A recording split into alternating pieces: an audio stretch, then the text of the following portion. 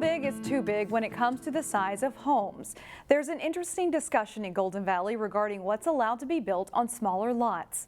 Reporter Eric Nelson looks into the issue. I've lived here 17 years. I have a garden, I have roots, I have neighbors. It's home, and now it's very dark. Maggie Bostrom's happy space isn't quite the happy place she says it used to be. They're right on top of me. Bostrom believes her modest Golden Valley residence has been eclipsed by the larger house built next door. It's basically 4 stories in back. It's pretty tall back there. We've had people wonder if it's like a fourplex. Bostrom says the new home, built last year, just isn't the right fit for the lot, and she's not happy about it. A couple times friends came over and I just cried like a baby when the walls started going up and the sunlight started going down. Jason Zimmerman is the Golden Valley planning manager.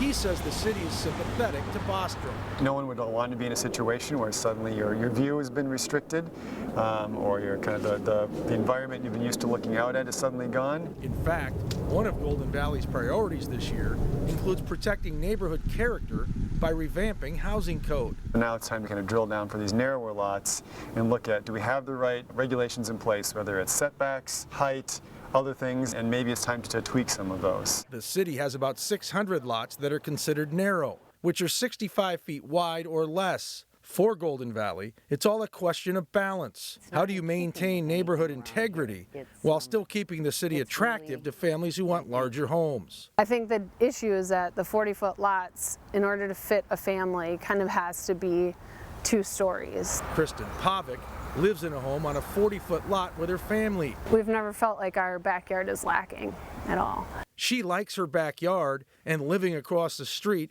from Theodore Worth Park. The draw here wasn't necessarily a large lot, but being close to the city and being close to a park that's the size of Central Park.